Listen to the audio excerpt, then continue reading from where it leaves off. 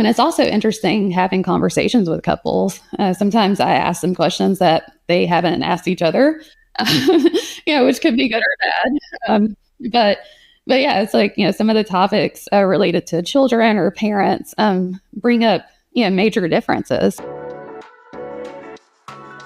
The Heart of Advice.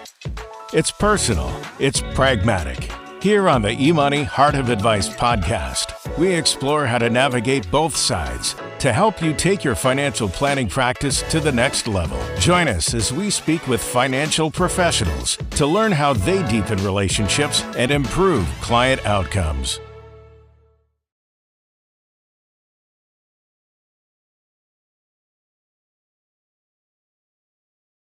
I'm Connor Sung. And I'm Seisha Gromsitter. We're your eMoney experts. Today on the podcast, we have Chloe Moore. So Chloe Moore is a certified financial planner. Yay! Founder and principal of Financial Staples, a virtual fee-only financial planning firm located in Atlanta, Georgia. And she's also the co-founder of the BLX Internship, helping next-gen Black and Latinx financial planners find meaningful paid summer internships. Chloe, welcome to the podcast. Thanks so much for having me. Of course. You're welcome, Chloe. It's great to have you. Before we dive into all of the other stuff about the firm and about BLX, we'd love to hear a little bit more about you. In particular, what inspired you to start your firm, kind of the client niche, what led to you to where you are today? Yeah, so it's funny. I never thought of myself as someone who would start my own business or have my own financial planning firm.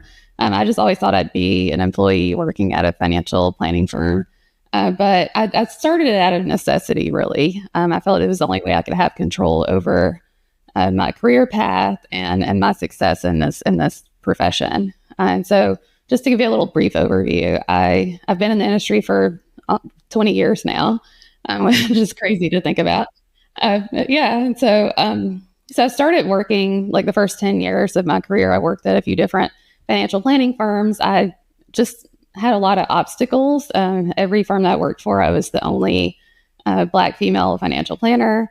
And so there were just a lot of struggles that came with that. And also just being a young planner coming out of college. And so I just never really saw a way to grow and succeed in the industry after working for 10 years. And so that's what really led me to start my firm. And so I actually wrote an article about my experiences over that time and published it on LinkedIn, and it was later published in Wealth Management magazine. And as you started your firm, how did you end up with the specific client niche? And I know that you've talked about the success that you've had by really narrowing in the focus, but can you talk a little bit about that? Yeah. So initially I started my firm with the intent of serving just high income or high earning young professionals. Some people call them Henrys. And so I joined XY Planning Network and started my firm, just to work with kind of Gen X and Gen Y clients. So I ended up transitioning to tech employees because my very first clients were all in tech. And so I really saw that as a way to kind of use the skill sets that I learned working with corporate executives who had equity compensation, kind of transferring that into working with young professionals that, worked in tech and they were receiving very generous amounts of equity, RSU, stock options, and didn't really know, what these things meant or how to manage these things. And so in addition to managing their high incomes. So just from that, I started to just attract more and more tech employees and decided to really switch my marketing from being a little bit more generic to being specifically for tech employees. And then I also started naturally attracting people from underserved populations. So a lot of women, people of color, LGBTQ folks in tech. And so, I'd also wanted to continue marketing that way as well. So a lot of my clients are kind of the first in their family to graduate from college or earn this much money. And I'm the first financial professional that they've worked with. So yeah, it's been a cool journey. We really like that you focus on that niche. And so I really have another kind of follow-up question. Do you believe that focusing your practice, the area that you have, enhances your ability to meet your clients' needs more effectively?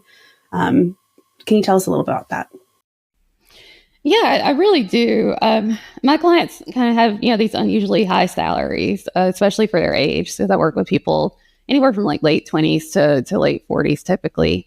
So in addition to just high base salaries, a lot of them have cash bonuses and equity.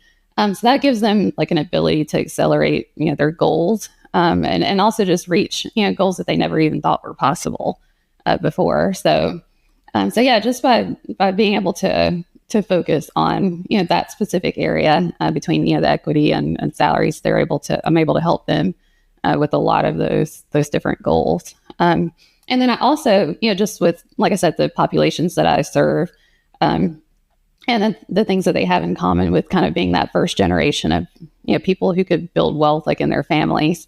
I've learned a lot, just about how to really tap into who they are on a personal level. I believe that, learning more about who they are, what's important to them, their money history, and their, kind of things that they've experienced growing up.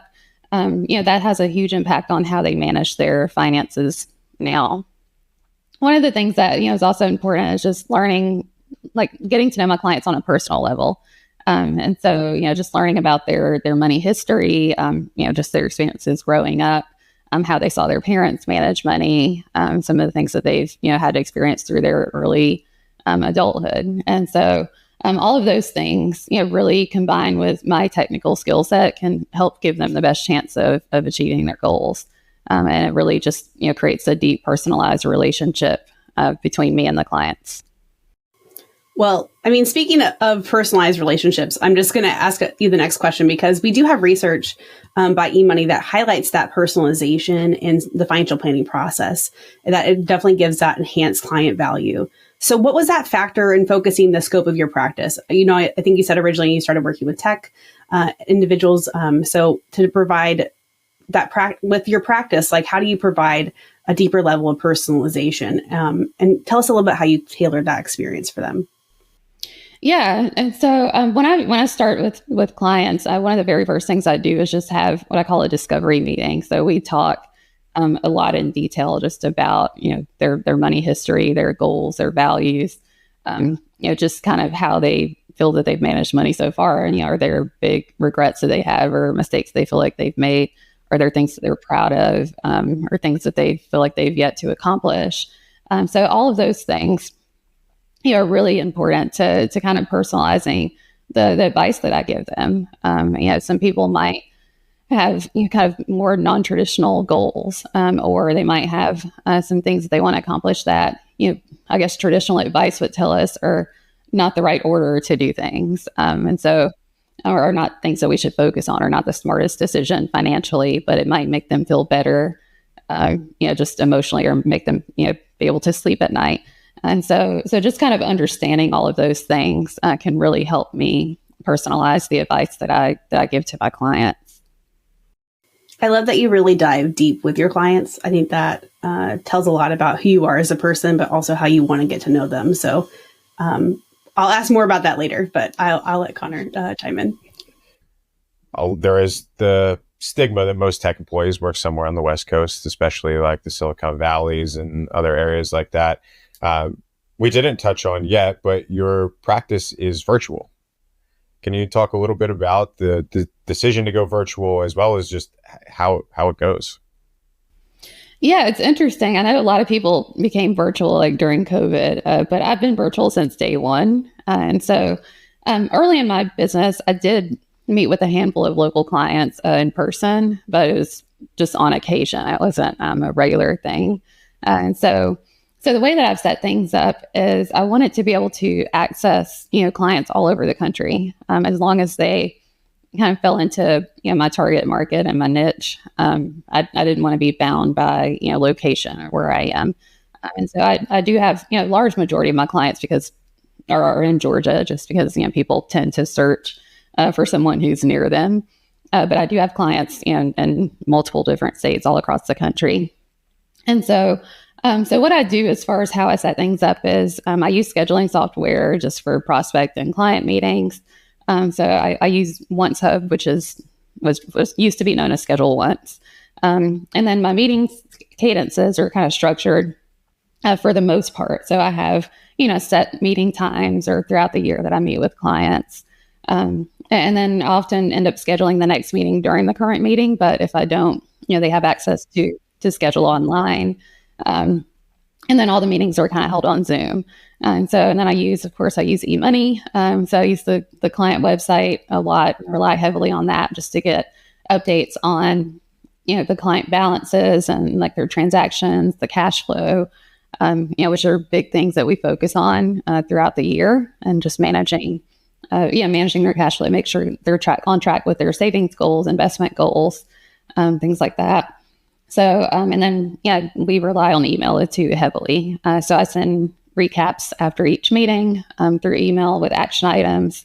And, clients also can reach out to me at any time, through email, and we can schedule additional meetings if they come up. So we have a pretty structured approach with meeting clients and doing that on a virtual basis. That's great. And yeah, I totally agree that there has, even if firms or teams or advisors haven't completely made the shift to being virtual first, it's basically a table stakes now to be able to host virtual meetings. You talked about calendar scheduling, you talked about financial planning tools, about Zoom and hosting the meeting somewhere, as well as your custom written notes as a follow-up. If you had to give one best practice around hosting virtual meetings, regardless of where that falls, what would it be? Yeah, I mean, I'd say the biggest thing is just having some structure, so the clients are kind of accustomed to having a good system and structure in place, so they know when is their next meeting going to happen, or how often are you meeting with them throughout the year, what are the touch points, and having open access so that clients can reach out if they have questions or if something comes up. That's great. Yeah, and I know that the younger tech group tends to be a little bit more needy as far as their time goes. I do want to circle back to kind of I belong in that group, so I feel like you do. This is true. I can talk smack about it. I feel like it's that section, like the Henry client, is where most traditional wealth planning firms are trying to get to. Like they're trying to decrease the age of their overall book. They're trying to find some of these newer, maybe don't have a ton of assets yet. And as we start to talk about different subscription models or fee-based planning, and movement away from the typical AUM model, I am curious, we talked a little bit about you changing your advertising to target that niche, but as you think about this intersection of the personalities, or the general personality of who you're trying to target, plus your level of personalization that you go to and the depth and detail of the financial plans, can you just talk a little bit about what that shift in your marketing actually looked like? Yeah, absolutely. So there were a combination of things. So one of the things I did was updated my website to make sure that I was kind of explaining more of who I work with, giving examples of what those clients look like. So I had examples of a single woman in tech, or like a tech couple, or just different people that were dealing with different situations, whether it was a private company that was pre-IPO or a public company. And so I had case studies on my website. I had just some examples of the types of clients that I typically work with, or I work best with.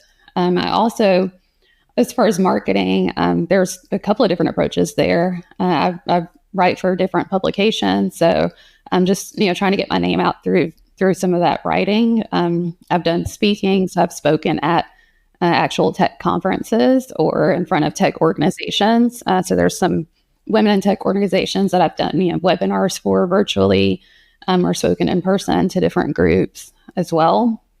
And then also, I think a big factor was joining a couple of different Facebook groups for tech employees, women in tech. And so, sometimes they'll ask questions. A lot of them are technical, or maybe finding jobs or different things like that. But on occasion, there might be some financial questions. Hey, I have this ESPP plan. Like, what, how do I think about this? Or I got a big bonus. Like, how, what should I do? Or, does anyone have a financial planner? Or, just asking tax questions during tax season. I have a huge tax bill. Like, how did this happen? Like, how can I manage to, not have this bill next year? So, So yeah, just as those questions come up, I'll go through and answer questions. A lot of my clients, join those groups and are part of the groups already. And so they'll, vouch for me or recommend me. So that's how I grew a lot of my client base. That's great. You did mention something that I wanted to come into a little bit further as well. But so I would say your niche market is more detail oriented, or can be more engineering related. I think that combination of the age plus the demographic plus the industry, and that they are making a decent amount of money. What challenges come along with that type of client and their planning needs? You talked a lot about some of the point in time and help that you've helped with, the ESPP or tax bills or whatever it is. But if you could just talk a little bit about that demo and some of the challenges and opportunities that you've seen working with them. Yeah, I'd say the biggest challenge that I have with clients is, like I said, a lot of times I'm the first financial professional that they've ever worked with.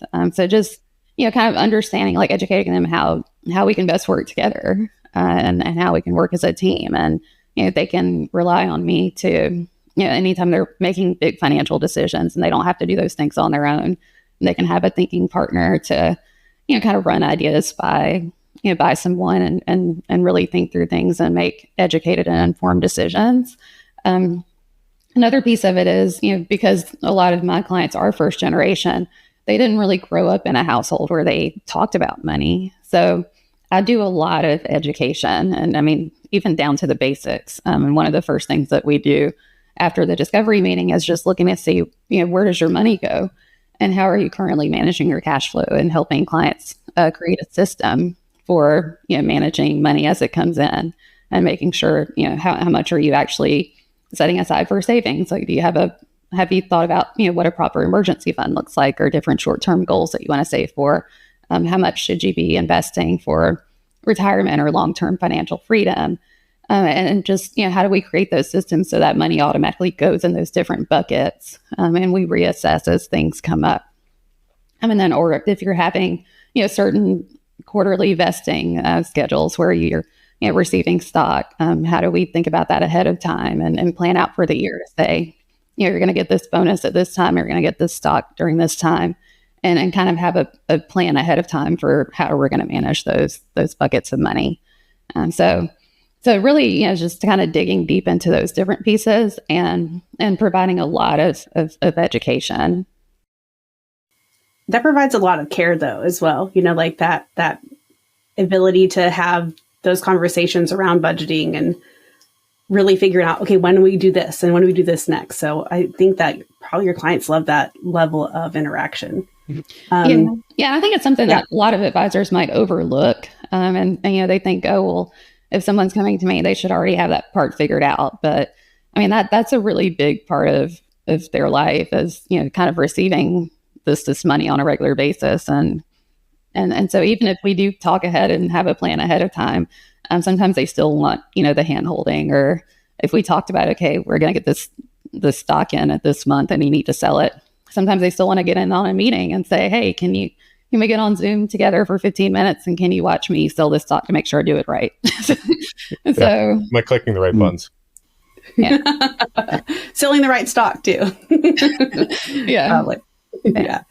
So earlier you spoke a lot about like your initial client meetings at discovery, asking really deep questions about your client's life and really getting to know them. So I just want to know, like, how vital is it for you in that first meeting when building with your client planner relationships? We want to know what that's like. Yeah, I think it's extremely important to get to know the client before you provide any advice. And one of the big things that I say to clients is, I don't believe my job is to tell them exactly what to do with their money. It's my job to serve as a guide. So, I can educate them on different financial planning topics so they can make more informed decisions. And we can also kind of explore different possibilities together. And so because, I do this for a living and I think about things that maybe are not even on their radar, I can talk about potential downsides. Like if they, for example, like want to buy a house, like let's talk through how much can you actually afford? Like what do the numbers look like?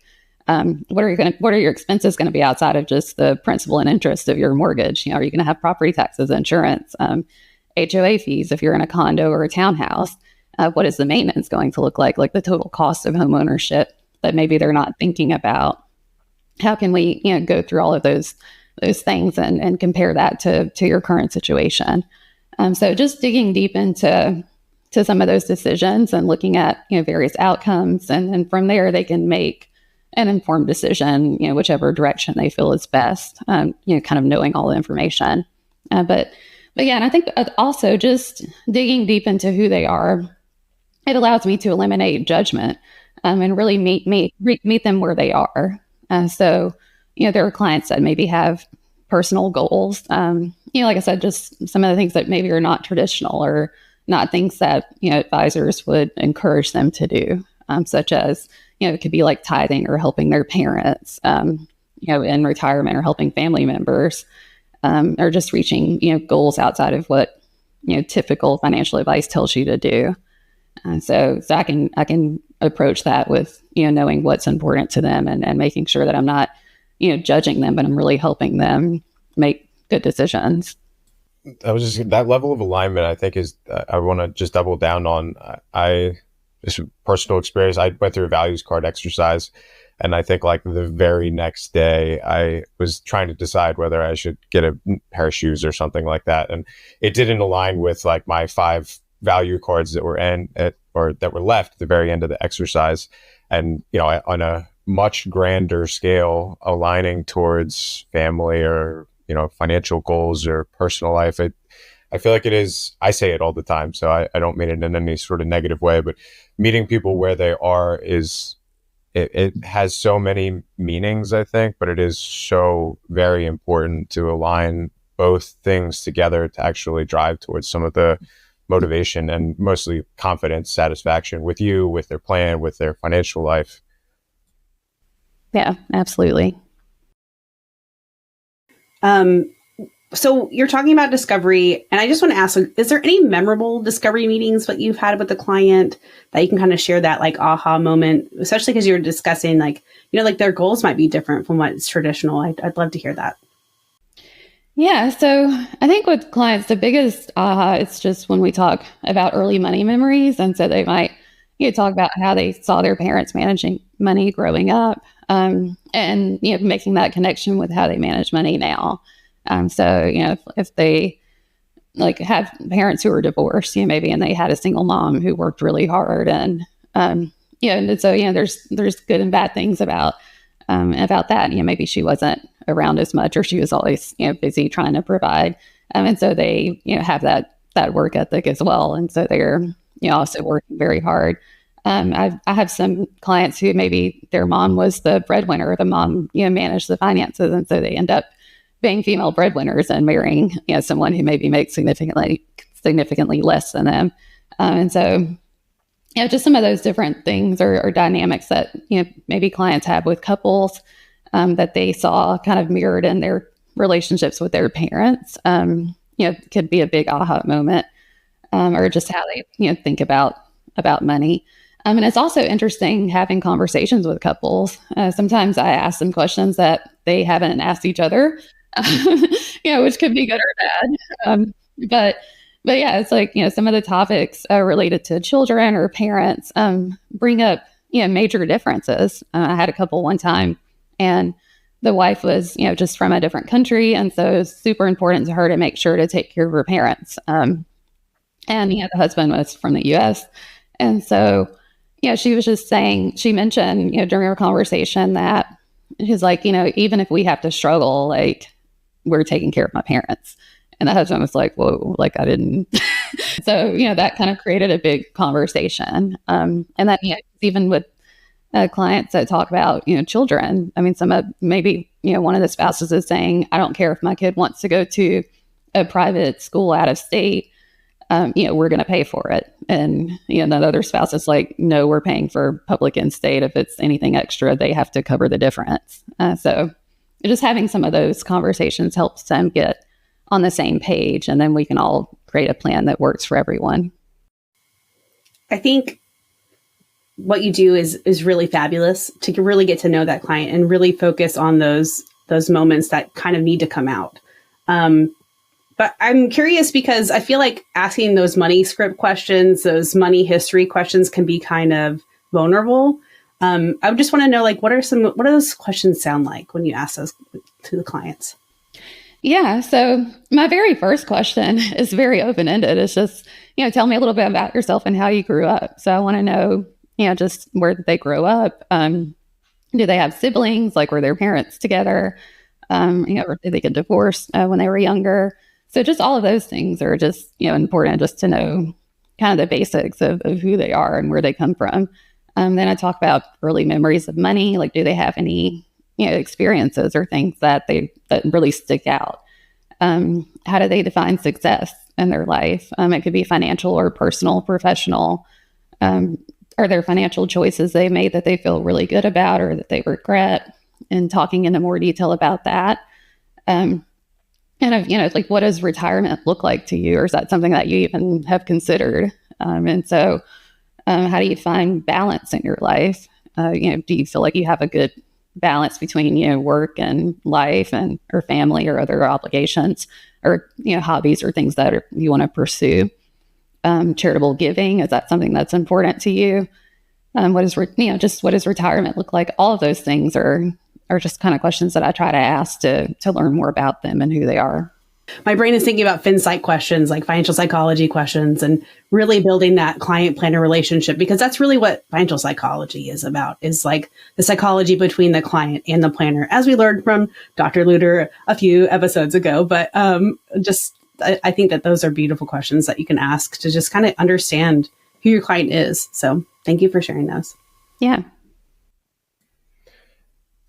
I think that I just want to echo Seisha. I think the level of depth of relationship that you're building is it's drastically meaningful. And I think that ultimately the confidence and just confidence is the only word that's coming to mind right now that you're delivering, just through building a relationship and understanding where people are aligned towards it's awesome. And as I think about all of the people listening to this, as well as others, you're somebody that is incredibly generous with your time. Deep diving with your clients is one piece of that. But I think another thing, which, very philanthropic, altruistic in nature, is all of the stuff that you've done in hopes for the next generation of advisors. And in particular, I'm heading towards the BLX internship. But can you just start with telling the audience a little bit about the BLX internship? Yeah, absolutely. So with the BLX internship, it was co-founded by me and 3 other advisors.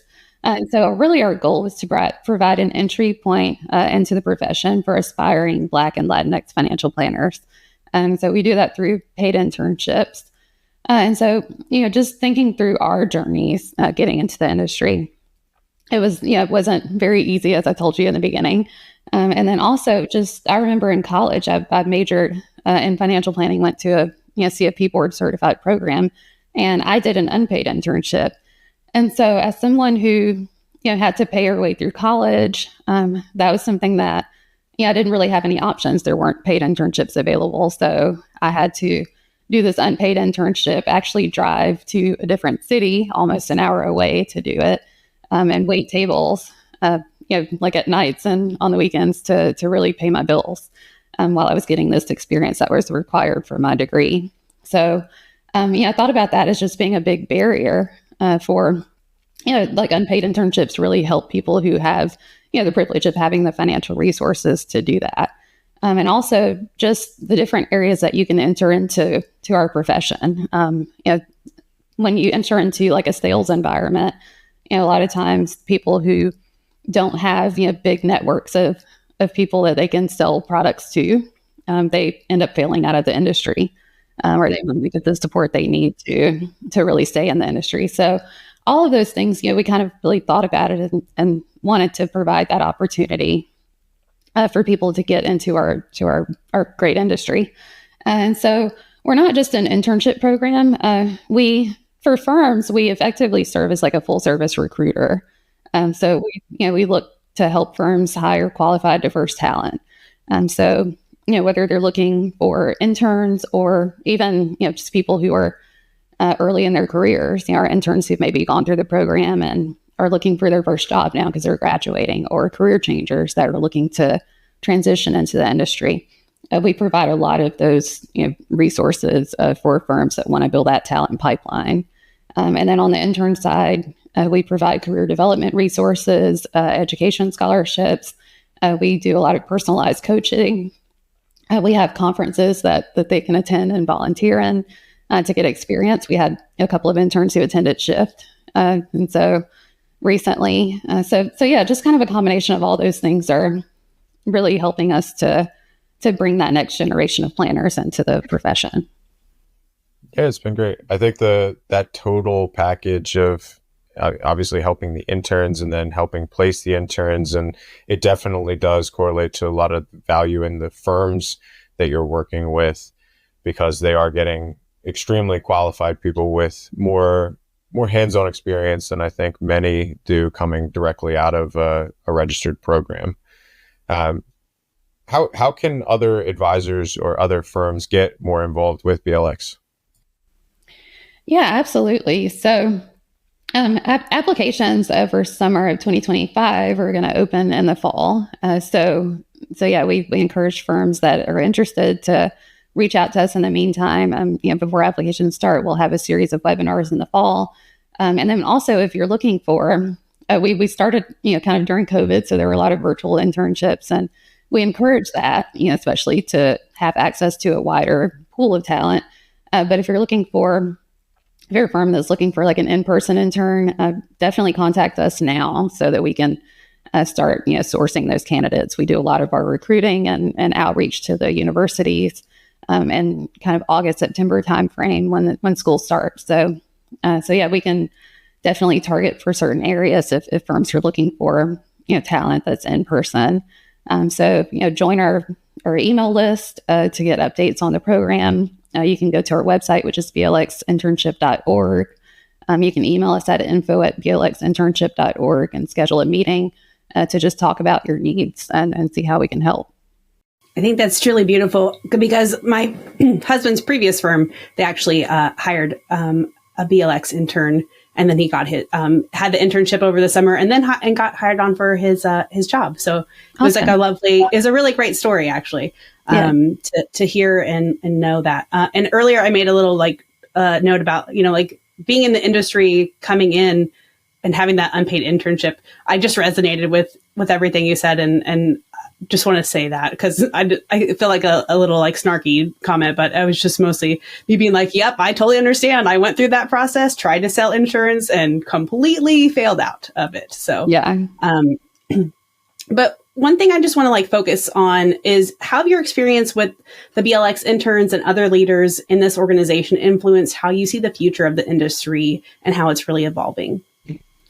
Yeah, I'd say just the interns themselves keep us motivated to continue with the program. We've seen a huge impact on their lives. People who had opportunities to get full-time positions that we maybe never thought that they could get into the industry or break into it, or career changers that have been trying to get their first job for several years and are finally able to get connections to firms that are looking to hire. So just, that's something that's huge to help keep us motivated. And hearing the success stories like what you just told me about, just people who are able to work in firms. And, we have some former interns that have been at firms for several years now and are just getting their first promotions. But yeah, it's just been amazing to see that support, just from the firms that are participating in the program. And also just from the advisor community as a whole. We're a nonprofit, so just the corporate sponsorships that we've received, people who are wanting to support us financially or give us resources to help the interns, colleagues who have made individual donations to our organizations, conference organizers who welcomed our interns to volunteer and come to the conferences. So that's just been big. Just the big support has been very helpful. It's helpful for the students too, that builds their confidence and that they want to be in this industry when they have support from others. Yeah.